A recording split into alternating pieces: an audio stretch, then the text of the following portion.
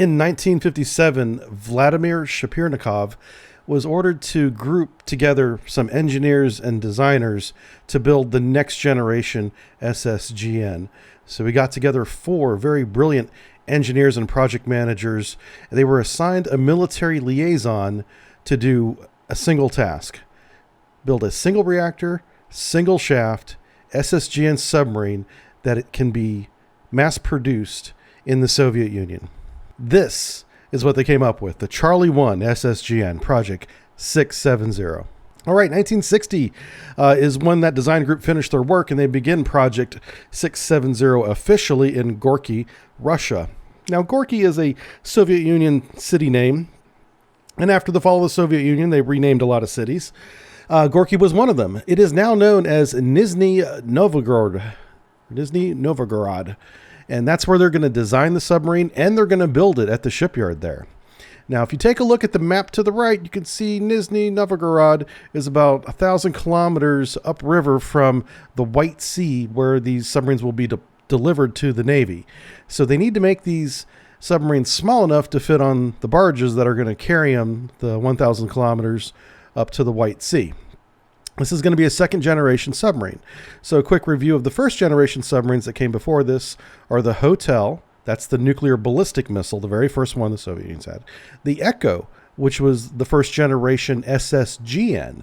This is a little bit of a successor to the Echo, but more in line with the Papa that they're building at the same time. We've already got a Papa subbrief, but just know that the Papa was the titanium version of this submarine. It also had 2 shafts instead of 1, so it was very, very fast. It's the fastest submarine ever produced. That was a warship and war submarine. So this could be a low-cost version of the Papa, essentially. It's going to be the first to launch cruise missiles submerged. They're going to shoot the SSN-7 Ametist, which is NATO named Starbright. She needs to be fast enough to catch up and attack NATO convoys with this SSN-7 Ametist missile. So speed is a factor here. Her small size with 1 reactor, 1 shaft, lightweight, should make her fast enough. And that's what the design is to have a very small, light, steel-hulled submarine. They take a lot of engineers off of Project 613, which is building the Whiskey diesel boat, to perform this task. In about 3 years, from 1960 to 1963, they're going to design a new generation of SSGN nuclear submarine without computers. This is something that takes nations like France and the United States 8 to 10 years to do with computers now. And this small team of talented Russian engineers are going to do this in about 3 years. Chief Engineer Vorobiev is going to be the chief designer for the Project 670 project named Skat. Again, it's got the steel hull with the 1 shaft, 1 reactor. It's going to have a tandem 4-bladed screw, which is a bit of a poor man's skewed screw. We got some great photos of this coming up, and you'll see how they take a regular 4-bladed screw like you might see on any surface ship or really early submarines, and how they welded a second 4-bladed screw on top of it, but canted at about a 30-degree angle. So as one blade catches the water, the blade that's welded right behind it catches it again and throws that water even further. And it's a very interesting way to get the effect of having a skewed screw without the technology and machine tools to make a skewed screw like we have today. It's going to be the smallest of all the second-generation nuclear submarines. The other second-generation nuclear submarines are the Victor series, Victor 1, Victor 2, Victor 3. Those are going to be larger in displacement than the Charlies. She's going to have 8 Amethyst anti-ship missiles and vertical launchers on the bow, 4 port and 4 starboard. It's got to be small enough to be transported up that waterway like we talked about, and it was initially designed to be 2,400 tons because it needed to be fast. But after they built the first one, they realized that it had exceeded that weight by quite a bit and was over 3,000 tons displacement. This significantly impacted the top speed. It's not going to be able to keep up with the American carriers and the faster American ships. So it's already beginning to fall behind in one of the key categories, one of the goals, and that's speed. So here's a picture of the screw that I was talking about, the four-bladed screw being constructed there in the Krasno-Sormonov shipyard. It's now the shipbuilding company. It's owned by JSC. It's still there in what was Gorky, Russia. And they still produce a lot of ships today. They make mostly civilian ships now, but they were famous for building this Charlie series here. And we got a couple great photos here from Saturn X showing the tandem four-bladed screw. It's literally two four-bladed screws. They're the exact same dimension. They're just offset by about 30 degrees from each other. So as the first blade turns and catches the water, like I said, the second blade is right behind it to catch that water a second time and throw it even farther. These make a very distinct sound, by the way. They didn't try to make these quiet. I think they were hoping they would be quieter, but whenever you look at this tandem four-bladed screw on a sonar system, you immediately recognize it as a tandem four, which made any ship that routinely had a tandem four-bladed screw. There was also other tandems, but tandem four was the most common. It was immediately recognizable. We were like, okay, we got us a Charlie here. Let's figure out if it's Charlie 1 or Charlie 2, just based on screw blade alone. All right, the Ametist missile, the SSN-7, NATO named Starbright. This is the missile that's in the bow. Remember those 8 launchers, 4 port, 4 starboard? So this is a very early version, 1960s design of an anti-ship cruise missile. And because of the age, the era in which it's designed, it's got solid rocket motors, solid fuel rocket motors that's going to boost it and also sustain its entire flight. Because it's a solid fuel, it's going to burn out of that fuel much faster than, say, a liquid fuel or like a turbine cruise jet engine like we have today that provides modern cruise missiles enormous range compared to this. The range of this missile, because of its solid fuel, is only about 30 kilometers. Very, very short range by today's standards. It's got 4 booster rockets, and this is one of the things that you can use to visually identify an SSN-7 Ametist from an SSN-9 Siren, which is going to come up in the next lecture, are these booster rockets. If it has 4 like you see here, it's the older version. They needed more of the booster rockets than the next version that we're going to talk about in the next lecture has. So SSN-7 Ametist, 4 booster rockets. All these boosters will light in the tube, submerged near periscope depth, pushing the missile out of the tube, out of the water, and into the air.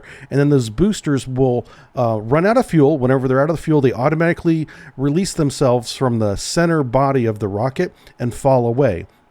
That's about 6 to 8 seconds in flight. It's pretty quick. And then that center motor that you see there, that's a sustainer motor. That's going to sustain the flight at speed at a cruising altitude that's near the water towards the target, but it's for a very short range, only 30 kilometers. And it gets there quick, it burns out quick, and then it hits its target. It can carry a conventional warhead, but we expected them to use the 200 kiloton nuclear warhead in warfare because the accuracy of this missile was highly questionable and erratic. But 200 kilotons of nuclear warhead will get the job done. All right, let's talk about Hull 1, K-43. K-43 has a number of different names, as we'll get into. UTS-550, INS Chakra. This submarine has quite the history. The keel was laid in 1964, launched in 66, commissioned in 67. So we're building these submarines in the 60s, and this is the 60 technologies that are going into it. So Hull 1, after its commission, goes out into the White Sea. That's that little body of water where not only is the sea base there, but subbase there, but they also do their sea trials there. And she launches her Ametist missiles. First, she just launches 2. 1 port, 1 starboard to keep the ship balanced. And it's a success. So then they authorize the second test. And they shoot 2 more. This is all done on the same day, by the way. And then once the second test is successful, they gained a lot of confidence that this is a good system, it's working. They tell her to finish firing the rest of her missiles. She has 4 left, and she ripple fires all 4 missiles. The total of all 8 missiles were a successful launch. So that is a great start to the SSN-7 and the Charlie 1 SSGN program, despite its speed failure. The top speed of this thing is estimated to be about 24, 25 knots, and they really needed it to be closer to 30. Okay, November 1967, she goes on her first deployment to the Norwegian Sea. She continues to deploy regularly for the next 3 years in the Norwegian Sea and North Atlantic. In 1973, she goes into her first scheduled dry dock maintenance period and stays there for about 8 years. She's finally deployed back into the North Atlantic in June of 1980. And honestly, that's not surprising that hull one of a new class of submarine goes into dry dock for a long-term maintenance period. We know it's going to be years, and it being 7 or 8 years is not that unexpected. It just happens. Things go wrong. They're really writing the book sometimes as they're doing it for the first time in a lot of these systems. And so you'll see long-term dry dock periods, especially with the Soviet navies. And in September 1980, she is transferred to the Pacific Fleet. And so she does this under ice transit along the top of the Soviet Union in the Arctic Ocean, and then comes down into the Northern Pacific. And she is the first of all the nuclear submarines to be the first of the Soviet submarines to have one reactor, one shaft, one screw, and go under ice. And so that's a bit of a gamble for them because they don't have the backup reactor, shaft, and screw that other submarines that have done the transit before had. So if she has a problem and she has to go onto her battery while she's under ice, she had better find a place to surface pretty soon. And that was always a concern with us as well, is the 688s that I was on. All of our submarines only have one reactor, one screw as far as the Americans go.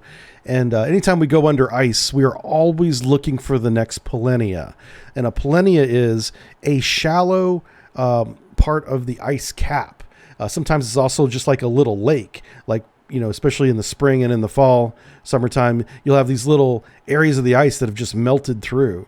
And you could surface there if you needed to. So anytime you're under the ice, it is standard procedure to look up with your sonar system and see where the next shallow area is. Because you're always measuring ice keels, because the ice keels come down like little, knives basically coming out of the ice. And you could easily hit one of those. But you also want to look for the shallow areas just in case you have an emergency, a fire, or something goes wrong. It's where you're going to go surface. So she's in the Pacific Fleet now, and on March 20th, 1981, she suffers a collision with a boat that she's working with, a Type 1 SSGN, the Echo 2. So K-43 and K-184 they meet on the surface on March 20th, and they're going to start training exercises. They're doing this training exercise at night for whatever reasons, scheduling reasons. It's 9 p.m. It's going to be dark soon, and they meet on the surface. So K-184 is going to submerge and track K-43, our boat, while she stays on the surface. We're not diving. The other boat's diving. Okay, so the other boat dives and transits to waypoint 2 as planned in the exercise. Everybody knows where everybody else is at. But the K-184 navigator begins to make small errors in his dead reckoning navigation, and he's slowly becoming farther and farther away from the point that he thinks he's at. So in about 30 minutes later, K-184, the submerged Echo 2 sonar system, loses track of K-143 on the surface. 15 minutes goes by, they can't regain him. So K-184 gets on the underwater telephone with voice comms and says, lost contact, we're moving to point 3 to try and regain contact. K-143 hears this report and maneuvers to avoid waypoint 3. So she's not there. So both submarines know where they're at and where each other is expected to be to avoid collision. But the navigator of the submerged K-184 continues to make small errors in his dead reckoning as he goes towards waypoint 3. He's not where he thinks he is. K-184 is out of position. And inside of 1 hour, he's out of position so much that we're putting these two submarines within 500 meters of each other.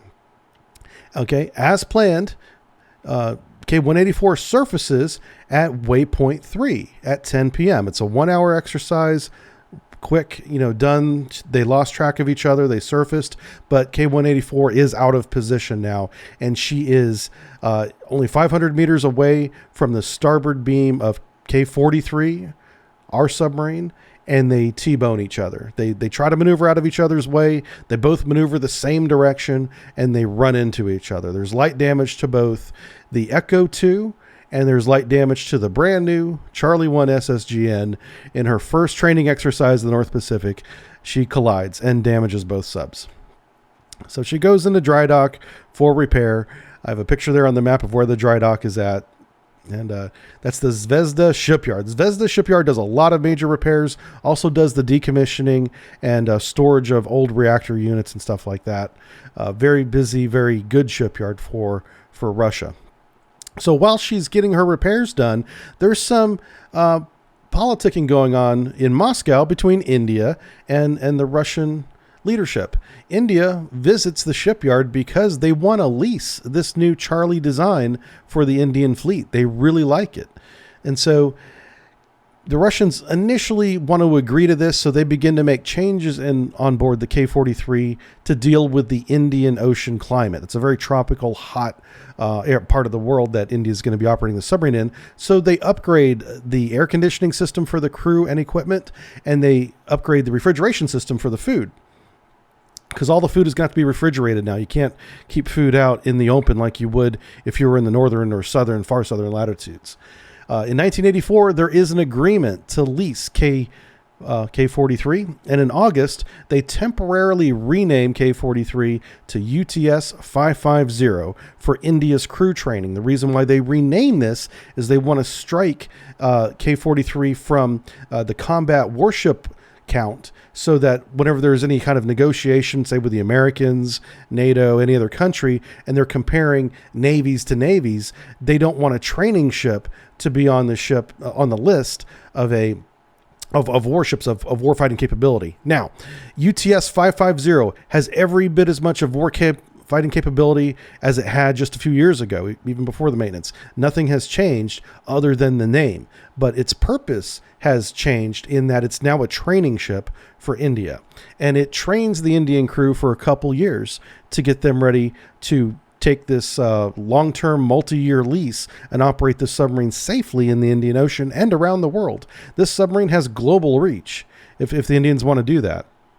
So the training includes a simulated attack on a fleet of Russian ships and a Russian submarine. And after 2 years, they successfully do that. In August of 1987, India agrees to a 3-year lease of UTS 550. Now, India publicly states that they're going to use this ship as a training vessel so that they can eventually have their own nuclear fleet, and these sailors will be the first crews of the future nuclear navy for India.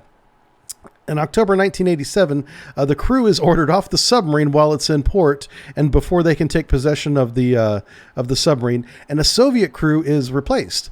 So this is a big political kerfuffle that, after the agreements have been made and have been signed, all of a sudden the Russians march down the pier, kick the Indian crew off the submarine, and take control of it. And the Indian crew are wondering what in the hell's going on. They go back to their barracks to await further orders. Well, the Indian Prime Minister, Rajiv Gandhi, goes to Moscow in December of 1987. And in a backroom meeting that's not public, they come out of that and they allow the Indian crew to take possession of the submarine. We don't know what was said. We don't know what agreements were made, if money had changed hands in December of 1987 in Moscow, but something worked out so that India could continue to operate this submarine. So in January 5th, 1988 begins the 3-year period in which UTS 550 is going to work for the Indian Navy. And the Indian Navy immediately renames it in a commissioning ceremony to Chakra. So it's the INS Chakra now. Now, there's still some Soviet sailors on board the ship. They're going to act as instructors and observers and make sure that they operate this nuclear reactor and submarine safely.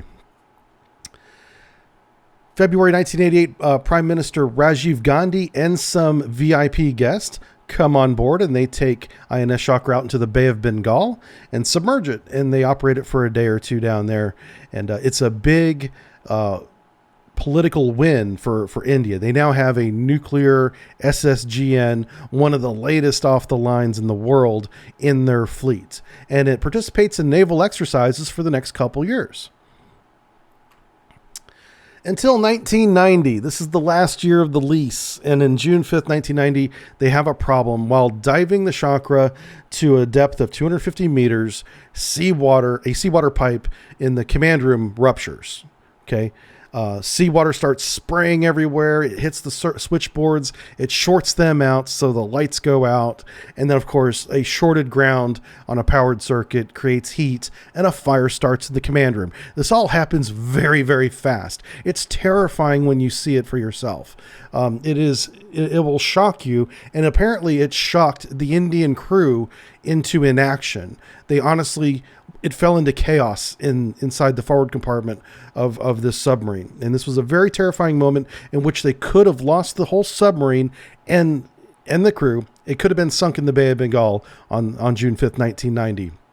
But Russian observers who were on board during this entire time, all 3 years of the lease, take control. They step in, they relieve the officer of the deck, they take over the helm, they restore power, they put the fire out, they stop the flooding. The Russian observers saved this ship from sinking and killing everyone. They did a great job, and thank goodness they were there, or else there would be another sunk submarine story to talk about. From there, it goes into dry dock for repairs until the end of the lease, which is just a few months away. And then it returns to the USSR, where it's promptly renamed B-43 after the fall of the Soviet Union.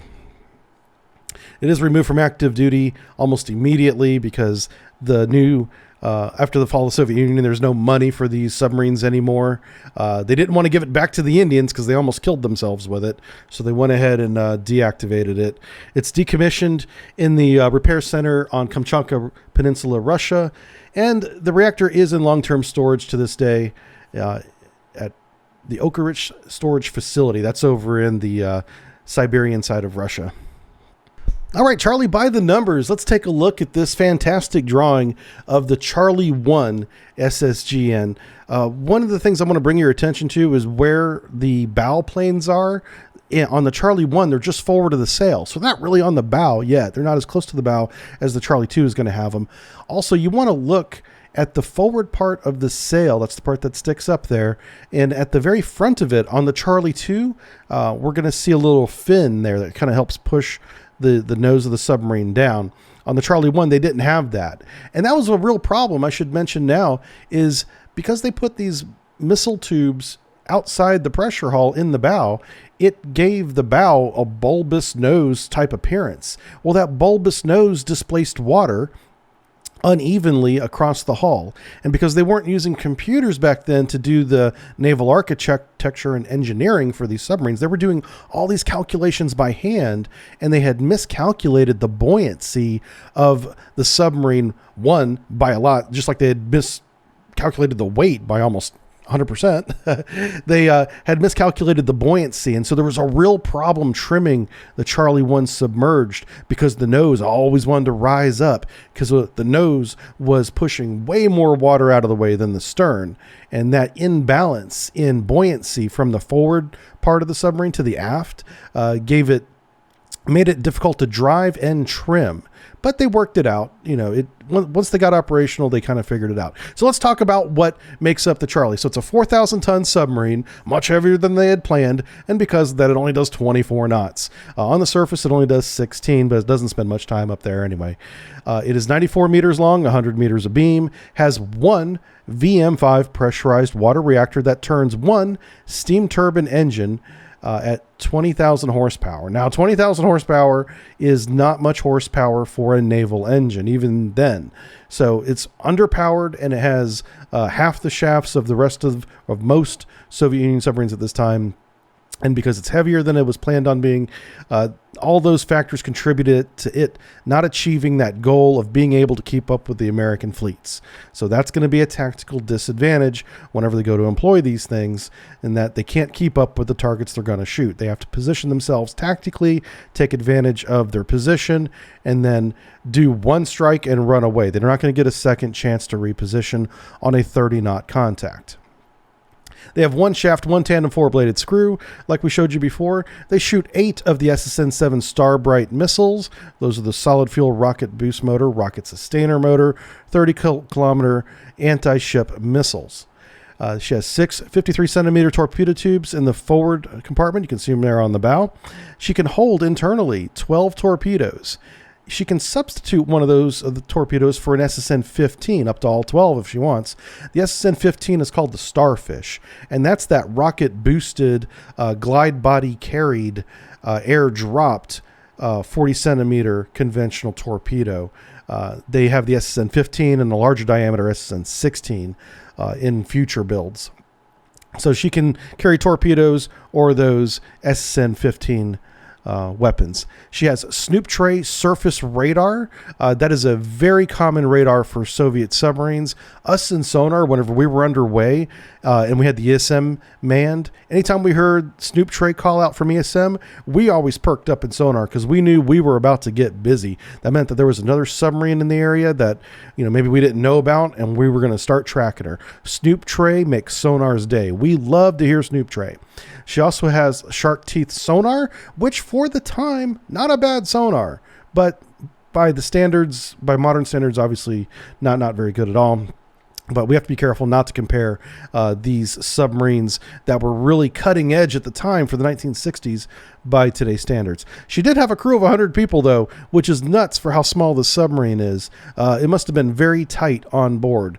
And I think that's really why they wanted to have a lot of automation in future submarine builds, is because they needed to reduce the number of crew members on board. One of the ways to do that is to have an automated loading system, for instance, for your torpedoes. That cuts down the number of torpedo men you need to operate the torpedo room. K-87, this is hull 2. She begins her life in February 1965. She's launched in 68 and commissioned at the end of the year, 1968, as K-87. She completes 6 deployments in the North Atlantic without incident. So this is a very successful, Northern Fleet operated Charlie 1. And in 1974, after several years of success, she completes a dry dock period, and comes out as K-212. Now, when she comes out with a new name, and that's very common in the Soviet Union to change names of submarines from K-87 to K-212. I really believe they do this to confuse intelligence agencies of the day, to make it appear as if they have more submarines than they actually have.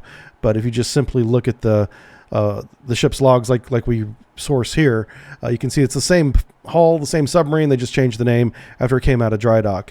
September 1978, she conducts the interfleet transfer to the Pacific Fleet, just like Hull 1 did. The next year, 1979, she deploys to the Arctic Sea, goes up to some operations up near the North Pole. And then she comes back in 1980, operates off the coast of Vietnam. So she's very versatile. She can go to North Pole. She can go down, to the equator, operate all over the Pacific if she wants to. She goes into another dry dock period from 1980 to 1983.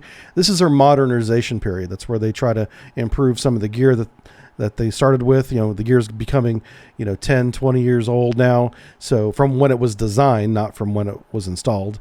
And so they want to modernize that. She operates in the Pacific between 1983 and 1988 without any notable incidents. So probably the most successful Charlie we've seen so far is K-212.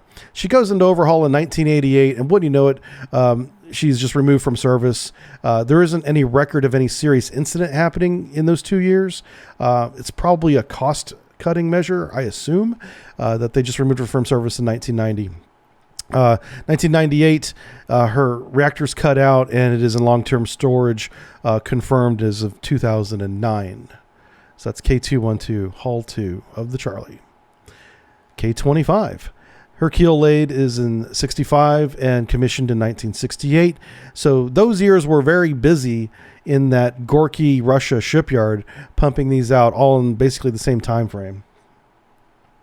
She deploys to the Med. So this is the other body of water that was very hotly contested during the Cold War. A lot of Americans especially, not so much the Europeans, but a lot of Americans forget about the Mediterranean Sea. The Mediterranean Sea is vitally important to Russia because their main oil reserves are in the Caucasus, which means if they want to export oil, They have to ship them through the Black Sea, past Turkey, which is kind of a problem since Turkey's part of NATO now, and into the Mediterranean. And then from there, they can export them to all of their allies, whether it's Libya, Egypt, anywhere else in the world. So the Mediterranean is a hot spot for Russian submarine activity during the Cold War. So she deploys to the Med in 69 and 70. In 70, she collides with an unknown object while submerged at 120 meters. That's almost 400 feet, not quite. So she's, not near the surface, not at periscope depth. She definitely did not hit a ship. Now, she may have ran aground because we don't have any incident of a NATO submarine having a collision in the Med at that specific time. So we don't know really what she hit. All indications is she ran aground and had some minor damage in 1970. So she continues to do her annual deployments, pretty much one a year, 1970, 71, 72. And then in 1974, she conducts a missile test, operational missile test, and hits a target boat with a missile up there in the North Sea. So she's demonstrating her military capability. She's operational even after years of going to the Med. She can still hit targets with her missiles. From 1978 to 1983, she goes through her overhaul period. She comes out of that in 84 and transfers to the Pacific Fleet. She operates over there for the rest of the 1980s without incident until the end of the Cold War when the Soviet Union collapses. She is removed from service. The crew stays on board to help prepare for the dismantlement, and even though she's decommissioned, she still has to have people operating that reactor because that thing is, even though it's shut down, it's still volatile, and that's why you keep a crew on board after it's out of service. The reactor is eventually cut out and removed and stored in long-term storage. That's confirmed in 2009. All right, K-143. K-143 is keel laid in 1966, launched in 69, and commissioned in 69. They really got this one together quickly. If you look at the photo on the right, you can see what I mean when I say the nose of the submarine is extremely bulbous and clearly much larger than the rest of the submarine. That's because they have those missile tubes up there. So even though the pressure hull where the people are and the torpedo room is relatively small, the outer hull is much larger because it has to make room for those missile tubes. So she did 4 deployments from 1970 to 1973. Then she did a dry dock period from 74 to 81. Again, a really long dry dock period, 7 years. So they do a lot of work on these Charlies to try and make them better because they know they're not as good as their American counterparts. This is kind of a myth that I want to try and clear away now. There's a myth in the American military, whenever I was in, that the Russians didn't realize how much of an advantage we had over them whenever it comes to acoustics. The reality is they knew that, and they were trying to fix it. They just didn't have the capability, the tools, the materials, or a combination of all those things to keep their submarines as quiet as ours. But what they did do was really innovative engineering practices and projects like this, like the Charlie. They're shooting submerged cruise missiles, anti-ship cruise missiles, long before the Americans are. So they have their talents, even though it's not in sound silencing. After the dry dock period, I should say during the dry dock period, she is renamed K-121. So whenever she comes out of the dry dock, she has a new name. Again, making it appear as if there's more than one submarine here, but there's just one sub. All right, it takes part in the largest Soviet military exercise ever up to that point. It's called Flang 81. Russian translation or Russian word is Zapad 81. This military exercise happens regularly now, and they kept the same name. So if you ever hear Flang exercise or Zapad exercise, that's just a large Russian exercise. In 1983, she does the interfleet transfer to the Pacific Fleet, like all the Charlies before her. They seem to be falling into a pattern of operating in the Atlantic and the Med for a few years, going into that long overhaul period, and then going to the Pacific for a few years. In 1984, while she's in the Pacific, she does have a reactor incident, and there are no details on this because they did not report it. But in the ship's logs, there are notes referring to a reactor incident. We don't know if it was in port, if it was at sea, if anyone got hurt. We just don't know. But they did something to the reactor in 84. But apparently she could still deploy because she did 6 deployments between 1985 and 1992. So she was very busy until she was finally removed from service in 1993. Her reactor was cut out in the 2000s, and the hull has been scrapped, cut up into little pieces. K-121 no longer exists. K-313, she is laid down in 1966 and commissioned in 1969. Again, that shipyard pumping these Charlies out in a 3-year period. So many at once. It's incredible. The Charlie came on the scene with immense numbers. I mean, 1970 was a whole new era for Russian submarines. They built so many so fast. All right, so 1970, in port, while she's in port, the second compartment floods with minor damage. That's the compartment up there by between the command room and the torpedo room, and it has a lot of berthing spaces in it, so that must have sucked having to clean that up and then live there. In 1971, she does 2 deployments to the North Atlantic. In 1972, she does a deployment to the Med, where she also fires some rockets for an exercise. She fires some of her missiles during an exercise. 74, she deploys to the North Atlantic. So she's basically doing these annual, this is a rhythm we saw a lot in the Cold War, annual deployments that last 3 months, usually to the Med, but can be to the North Atlantic. She conducts the Ocean 75 exercise. Ocean 75 is a North Atlantic Soviet exercise that was annual, and she deploys to the North Atlantic again in 1978. Where she collides on returning to port with a Grisha as she's trying to pull in. There is minor damage to the Grisha, very little damage to the steel hull of the Charlie. The next year, she participates in Ocean Hunt, which is another naval exercise in the North Atlantic. In September 1986, she does the interfleet transfer after a dry dock period to the Pacific Fleet, and in 1987, she deploys to the South China Sea. There's no other significant deployments between 1987 and 1990. There's no clear reason why. Maybe it was a training thing. Something might have broke. That was very common in all navies, honestly. But there's no record of why she didn't deploy again after 1987. 1982, fall of Soviet Union. She's removed from service, probably for cost savings. And she sank next to the pier in 1997. She was raised up and scrapped. All right, let's talk about K-308. Her keel laid in 1967, right? But in 1970, this is before she's launched, so she's still being, built inside the assembly building, right? And what else is going on inside the assembly building? You remember? All those other Charlies are next to her. The assembly building's very big, and they just got these Charlies lined up side by side by side, pumping them out like bullets in a magazine, just going into the barrel, one after the other. And sure enough, in this assembly building, that's an enclosure, they have a failed hydraulic test. And the failed hydraulic test that I'm sure they expected to pass, they never considered what would happen if it failed the hydraulic test. So the failed test caused steam valves to operate and release radiation out into the air, which completely contaminated the assembly building that all the other submarines were in 1970. So terrible mishap, contaminated a lot of workers.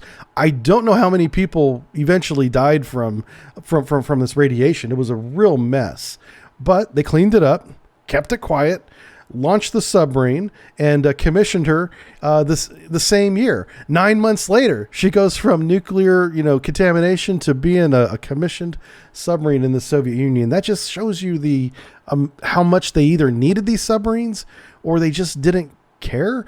I don't know, maybe a little bit of both, but they got these submarines out and deployed right away. 1971, 1972, she has 3 deployments North Atlantic, and then she transfers to the Pacific Fleet via the Indian Ocean over a 7-day period, rather. That's going around Africa, or she probably went through the Suez Canal, to be honest with you, but through the Indian Ocean and not going over the top of the world. And there she deploys in the Pacific from 1974 to 1977. This is K-308. All right, so K-308, here we go. K-308, she's in the Pacific, right? So K-308 is ordered in April, let's just say in 1978, is ordered to go to the Atlantic and train with K490, a Delta III SSBN. So we have a long transit ahead of us. We're going to go to the Atlantic. We're going to get a Delta III. We're going to do some training. The commanding officer during this transit never did his own calculations to fix the ship's position. He trusted the navigator, the navigation team, the quartermasters, with all the new tools they have for navigation. Every time they brought him a ship's position report, which the captain gets daily, all he has to do is sign it. And for the whole transit, that's all he does. So this is the beginning of lackadaisical leadership, lackadaisical oversight that's going to lead to this collision. He doesn't check what he's being told by his crew, and his crew, of course, doing their best, is making small mistakes, and they're slowly getting off course. So at 1700, K308 is with the Delta III. That's 5 p.m. in the evening. They're going to begin doing training target services. So K308 fixes their ship position now that they're there in the Atlantic with 12 radio beacons. This is a very old school navigation method that we used to use, and the Russians used it too, where you can get navigation radio beacons. They probably still exist today, even though we have GPS. But if you have 12 beacons, you have a very exact position. You only need like 4, to get a good position. 6 is great. And this guy's got 12. So whenever they do that, they realize they have a 12-mile discrepancy. They're not where they want to be or where they think they are by 12 miles. So the navigator, for whatever reason, it's not said in the logs, he simply repositions the ship on the chart 4.6 miles towards the correct position. So he still knows that he's another 7.5 miles away from where the chart says he is. In other words, it's still not correct. It's just less wrong at this point. They tell the commanding officer, thank God they do that. Commanding officer comes out of his stateroom, probably sober, but maybe not, and looks at the fathometer. And they have a special fathometer where they can take a look at the sounding over a period of time and look at the chart and use the total water depth of where they're actually at, and look at the total water depth around where they think they are, and figure out where they actually are based on the fathometer reading. That's one way to fix your position. So they figure out that, they're still 5 miles, east of where they're supposed to be. They're 5 miles out of position. And the captain goes back in his stateroom. He doesn't give any orders. He doesn't say to fix it. Maybe he thinks they're just going to do it on their own. But these are Soviet sailors. They do what they're told and nothing more. You can get a lot of trouble of doing anything out of on your own in the Soviet military. So no corrective action is taken. They move forward into this training exercise knowing they're 5 miles out of position.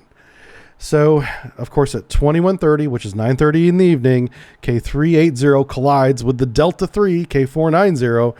They never had any sonar contact with each other because they're both really bad at sonar, apparently. And, to be fair, the Delta III was kind of quiet, but they should have had the Charlie, but they didn't. The Charlie's not a quiet submarine, if I haven't mentioned that yet. It is noisy.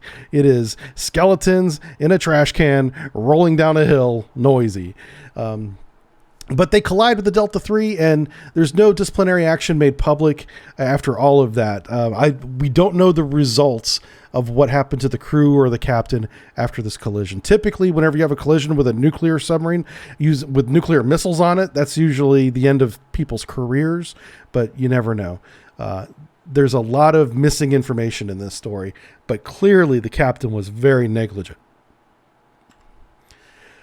K308, she pulls in a dry dock period, probably because she needs some repairs after that last incident, but also for some modernization. And in 1985, the under ice Transarctic interfleet passage to the Pacific Fleet without surfacing. Because remember, she went back to the Atlantic to work with the Delta. Well, she has to get back to the Pacific now. So 1985, she does that trip. So she's been like around the world at this point, from the Atlantic to the Pacific, back to the Atlantic, and back to the Pacific. The new CO is awarded Order of the Red Star, and in 1988 conducts a live fire test in the Pacific. That's a successful test. In 1982, she's removed from service after the fall of the Soviet Union, and in 2009, the reactors confirmed cut out. I keep saying confirmed cut out because they cut out these reactors and stuff before then, but we don't know that it's done until 2009. K302. The keel is laid in 1968. She's in that assembly building next to the previous submarine that had the reactor problem that released steam into the assembly building. 7 crew members were exposed. She cleans that up. She's launched in 1971 and commissioned in September 1971. 1973, she deploys to the Med. You know, very commonplace to see a Charlie down there in the Med. The second crew is assigned. They found the reactor compartment flooded, so this takes some explanation. They rotate crews on these submarines.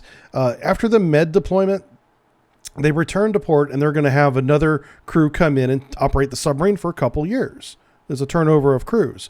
So the second crew comes on board, and they find water in the reactor compartment that is described in the ship's log as flooded.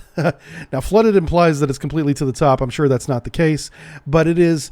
There was a seawater pipe leaking inside the reactor compartment that went unnoticed, or at least unreported, and basically flooded the reactor compartment. And it is not clear how long they had been operating an operational reactor with seawater in the reactor compartment around the vessel on the outside of it. You know, it's mind-blowing. So the sub is not allowed to deploy any farther than 100 miles from port. She's allowed to go to sea with this new crew. It's not their fault, but because we don't know how badly the reactor is damaged, if at all, they're just going to want, they want her to stay close to port in case there is an emergency after they find the reactor compartment flooded in 1973. It's not clear what they did with the old crew. They might all be in Siberia after that. May 1976, partial depressurization of the core resulted in dry docking, requiring a refuel. That may have been because there was damage to the piping from 1973, 3 years earlier. Anyway, after all that is repaired and the dry dock period is over, in 1977, the year Star Wars is released, the very first one, she takes part in war games called North 77. That's in the North Atlantic Annual War Games. 1979, she does the Trans-Arctic transfer to the Pacific Fleet, just like all of her other sister ships. All right, K302 in the Pacific. She deploys 3 times from 1980 to 1983. In 1983, K429, another Charlie SSGN, goes missing in the Sea of Okhotsk, but near the position of K302. So she conducts submerged search for the other sunken Charlie. I shouldn't say sunken, the missing Charlie. She also puts divers in the water to help find her. We'll talk more about that. K429. 1984, she deploys to the Philippine Sea. After that, she goes into dry dock from 1989 to 1991. She comes out of that renamed B302 because after the collapse of the Soviet Union, they renamed all the ships from K to B. And 1993, she conducts a missile firing test off the coast of Kamchatsky, Russia. She is one of the few Charlies to operate for a short period of time after the collapse of the Soviet Union. Many of these, as we've seen in this lecture, as soon as the Soviet Union collapsed, the Charlies were just scrapped. You know, but this is one exception here where she operated for approximately 2 years after the collapse. Where in 1984, she is removed from service, defueled about 10 years later. And we finally have confirmation as of 2020 that her reactor core has been in long-term storage and will be there forever. All right, K320. She is keel laid in 1969. She is launched and commissioned in 1970. I struggled with these dates because I don't believe that they built this submarine in 2 years, but according to the Deep Storm RDU website, that's how fast they pumped this one out. Now, by now, they know what they're doing. They have these things on basically assembly line, just assembling them, very, very fast. So it's quite possible that they pulled this off, that they built a submarine in about a year and a half. She deploys to the North Atlantic in 1971. 1972, she runs aground in Matovsky Bay, suffers some light damage that they get repaired, and she goes back out to sea for the next 4 years, doing one deployment a year successfully with no incidents. In 1977, she takes part in North 77 exercise. That's a naval exercise in the North Atlantic. In 1978, she takes part in Flang 78. That's that large Soviet military exercise. So just keep your eye out for Flang or Zhang exercises. 1979, small fire in port on the port electrical bus. I should clarify that. The electrical buses are broken up into port and starboard, so this doesn't mean literally in port, but also it just means in the port electrical bus. There are no casualties, though. 1985, 1988, she goes in the dry dock period. 1988, she transfers to the Pacific Fleet, like all the other Charlies did. In 1991, over in the Pacific, she fires missiles for training successfully and is removed from service after the collapse of the Soviet Union. In 2005, her reactor is cut out and placed in temporary storage.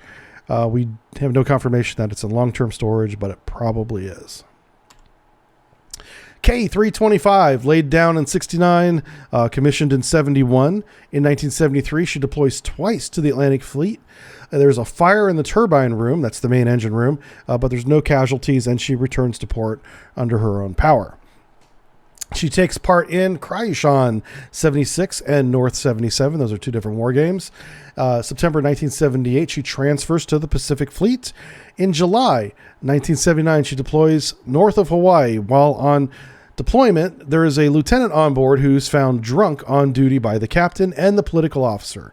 They take away his alcohol. They confine him to his stateroom, and he's confined to quarters. The next morning, he's found dead. He overdosed on some sleeping pills. So I want to talk about this real quick. Alcoholism in all navies is an issue. I've seen it myself. I have to admit I drank a lot when I was in submarine service, but I did my drinking off duty, not on duty. But I've seen people that can't control themselves because it's an addiction. And sadly, those people need help. They don't need confinement to quarters, but they were underway. They didn't have anywhere else to put the lieutenant. They couldn't give him the help that he needed. They did not know that he had sleeping pills. Apparently, he was going to use those in case he was ever found or he couldn't get the alcohol. He would use sleeping pills as a substitute. And he simply overdid it and killed himself. He was found dead the next day. Very sad story. But I just want to point that out, that is a problem in navies. Okay, 1993 takes part in the rescue of K-429 crew off the Sea of Okhotsk. Remember, the K-429 is the Charlie that went missing, and they had to go and get her. 1991, she's decommissioned. She's renamed after she's decommissioned, by the way, but she's not dismantled. She's renamed B-325 for history's purposes, I guess. She begins dismantling in 2005. 2008, Japan steps in, and not for the first time, to help pay for the defueling and safe storage of the reactor in long-term storage. In 2009, her reactor is confirmed in temporary storage. We don't have any confirmation of her being in long-term storage. I assume that she is, though, because Japan paid for it. All right, K-429. We've talked about the submarine sinking a lot. Let's talk about what happened. K-429, keel laid in 1971, commissioned in 1972. In 1973, her reactor compartment is found flooded. This is becoming a pattern with the reactors. The source of the water is unknown. I assume it's probably the ocean, and the water is pumped overboard. Luckily, they found this in port. It didn't really affect anything, but there's a problem in the design or in the operation. Honestly, it might just be the operation of they're somehow letting water into the reactor compartment. And because nobody's in the reactor compartment, they don't have cameras in 1960. They don't know this until they have to go in there for maintenance. They're like, what's all this water doing in here? So it's not as easy to detect as you would think. But I would also think that maybe they have sensors in there that detect humidity or water. Maybe they don't. I don't know. But they find a flooded reactor compartment again on a Charlie. 1973, 1976, deploys 5 times to the North Atlantic without incident, thank goodness. In 1977, she's doing the interfleet transfer to the Pacific Fleet, boys and girls. She's over there now. And from 1979 to 1978, she deploys multiple times in the North Pacific without incident. So far, so good. 10 years almost without incident. This is great, right? So from 1982 to 1983, she deploys to the Philippine Sea, the Indian Ocean, and the Arabian Sea consecutively. This is a huge deployment. This is like doing 3 deployments in a row without a break, without coming back to port. She leaves port in 1982 and doesn't come back until 1983, and she does 3 consecutive patrols. This is an extended push. In the United States, we call this a surge deployment, where you come back from a long deployment, which usually 3 or 4 months, sometimes with a surface navy 6 to 9 months, and you immediately go back out again. Well, they did this without even returning to port, so it was exhausting for the crew and the equipment. It's obviously they push back a lot of maintenance to do this because there was no maintenance period during this time, and they're operating the submarine if it's not in port, in like Liberty or doing some routine maintenance. It's at sea for a long period of time. So it really shows how much they're trying to push the Charlie to determine its level of endurance, and it succeeds in this case. But K-429 on June 1983 sinks or goes missing in the Sea of Okhotsk. This is the body of water that's between the Kamchatka Peninsula and the Russian mainland, way up there in the far northern latitudes, on line with, say, Alaska, right? Very cold water. So the Pacific Fleet as a whole, despite the success 429 had just demonstrated, had failed an inspection from Moscow. So the Pacific Fleet admiral's gonna lose his job. So Admiral Yofrev orders all submarines to sea.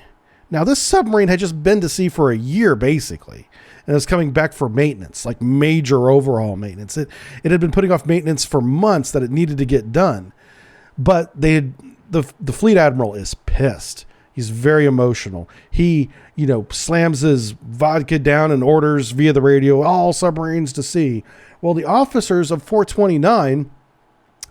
protest this, and they, with the captain, go up to talk to the admiral about, hey, our submarine's not even assembled.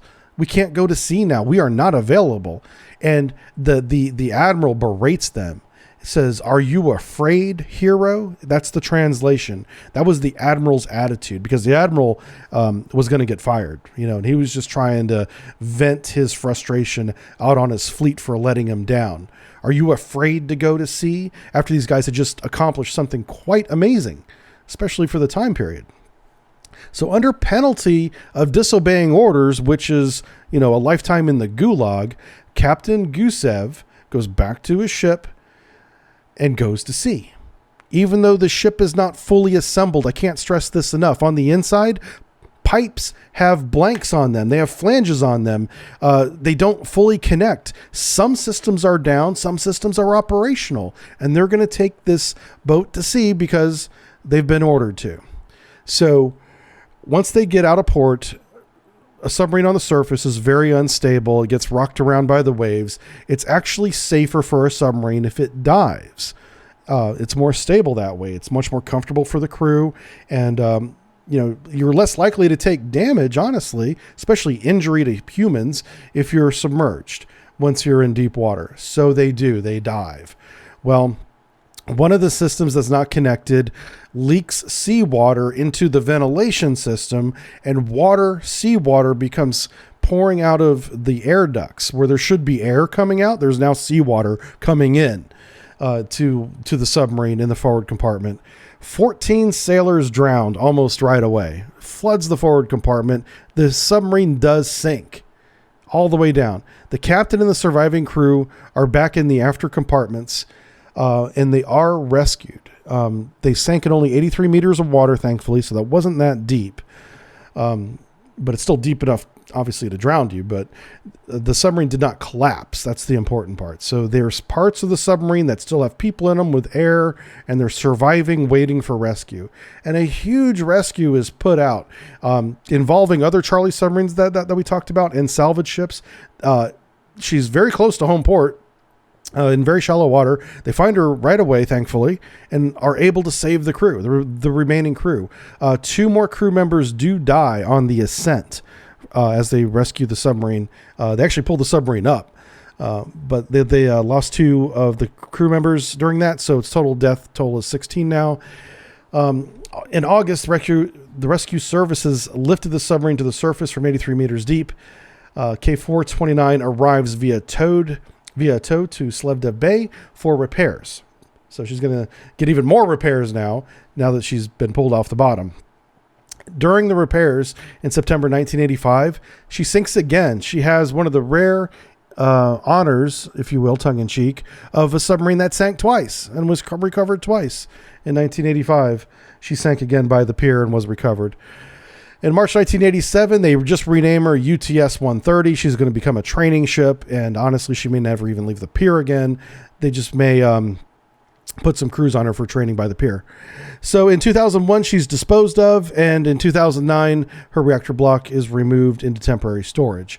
So there is no record of what happened to the admiral of the Pacific Fleet after this event. I'm sure he is probably somewhere in Siberia, but the captain who obeyed orders and lost his submarine was disciplined with 10 years in prison. Yeah. A lot of that prison sentence was eventually commuted, but he did spend some time in prison, which I feel bad for him. He was in a no-win situation. He was going to prison whether he stayed in port or whether he went to sea. The only difference was he took the chance that he would not lose his submarine, which is arguably the right decision. But it ended up not being the right decision because he sank and killed some of his crew. I would really blame the admiral for this more than anything else. Whenever the admiral failed that inspection, if that was that big of a deal, they should have relieved the admiral immediately, just so something like this didn't happen. But lessons learned. K201, keel laid 1971, commissioned 1972. 1973, she has her first patrol in the North Atlantic. 1974, she transfers to the Pacific via the Indian Ocean. So she's going the long way around through the Suez Canal, around India, up through the South Pacific to the North Pacific, and into port, where she deploys in the Sea of Okhotsk the following year. In 1976, she's deploying again locally, where she runs across the trawler, gets entangled in the trawler's net, and is forced to surface. They cut the net away, the net's lost, but the trawler was not sunk in the process, which is good for the trawler. 1977, the next year, they do a successful missile firing. And from there, she deploys several times off the coast of the United States and Hawaii. And I emphasize the United States separate from Hawaii because she did make the effort to cross all the way across the Pacific to America's west coast. That's off the coast of San Diego, Los Angeles, Seattle, up and down the coast there. From 1979 to 1981.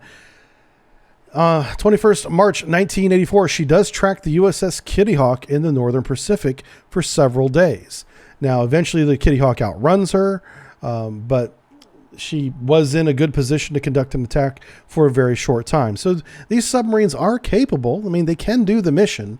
They simply just can't keep up, and they're very noisy. If the Americans were paying attention, they would have saw her coming a mile away. They just didn't. And from 1991 and 1993, they conduct missile tests, where she's finally removed from service in 1984, shortly after the fall of the Soviet Union. In 2009, we have confirmation that her reactor is in long-term storage, which is great. All right, and that is all of the Charlie 1s. So all the Charlie 1s are gone, but their legacy lives on today in the Russia's Oscar SSGN and the new Yasin, of which we have a picture of here in port. The Yasin is a very capable submarine that has SSGN VLS tubes, very similar to our Virginia design. The design of the Yasin, as a tangent here, is more like our Seawolf than like our than the Virginia, but she does have the VLS tubes like the Virginia has. So kind of a hybrid, if you want to combine the two. If you want to combine a Virginia with the Seawolf, you'd get the Yasin. You know. So the collapse of the Soviet Union did ensure the demise of the Charlie. Plus, the Charlies were getting to be 25 or so years old by the time the Soviet Union collapsed. So they were getting to the end of their service life anyway. It's unfair to say the collapse of the Soviet Union caused their decommissioning because they were coming up on that, but it certainly ensured it afterwards. They did see a lot of success in the Pacific and in the Med. Even though they did some operations in the Atlantic, those are usually war games. You know, as far as operational deployments, sneaking up on American carriers, that only happened in the Pacific. And they did operate in the Med for quite a bit. A lot of times that was just transiting to try to get to the Pacific. The few times that they were trying to go to the Pacific without going across the top of the world. And that is the Charlie. So to summarize my thoughts on Charlie 1, she is slow. She never made her goal of 30 knots. She's small. That's not necessarily a bad thing, but when you have 100 crew members on a small submarine, it gets a little tight. But she had the fatal submarine flaw of being noisy. She made a lot of noise, even at slow speeds. They needed to do a better job of making quiet submarines, and they did not do it here. Her satellite targeting, one of the big things about using the new Starbright, or Russian name Ametist missile, was that they could get the targets that they were going to shoot via satellite. All those satellites were unreliable. The Russians hadn't quite figured out satellite technology yet. They were still blowing up a lot of rockets on the launch pad. When they did get a satellite up in orbit, a lot of times it didn't work. Sometimes it did, sometimes it didn't. It was just unreliable. So to compensate for that, they would use the long-range maritime patrol aircraft, the Tu-95 variant, maritime variant, to do their targeting and provide target data so that they knew where to go, where to shoot the missiles, because the missile had to have the target. The SSN-7 could not acquire its own target. It had to have the target before it was launched. So that was very key. The missile itself, even though it was revolutionary that it could be submerged launched, that's huge. It was very short range, so it wasn't very effective. I mean, you could almost, not really, but see the launch from the ship that was being targeted. That's how close it was, because it was solid fuel. It was burning, a big smoke plume the entire time. Very detectable. Anybody with eyeballs could see this thing coming. But on the other hand of that, because it was such a short range, you didn't have a lot of reaction time. This thing is a rocket coming at you, and it's not far away when it starts. So the Americans had to be on the ball to defend against this missile if they had one shot at them. So they needed to upgrade the Charlie. They needed a better missile for one, and they also needed to make it quieter, and they needed to address the ballast issue where the nose was so much more buoyant than anything else to keep the nose from wanting to go up to the surface all the time. They did address that in the Charlie 2, and that's what we're going to be talking about next. The next lecture coming up is going to be the Charlie 2. We're going to talk about a lot of the improvements that they made on this design, including a brand new missile that's coming up. That's right. All right, we'll see you then.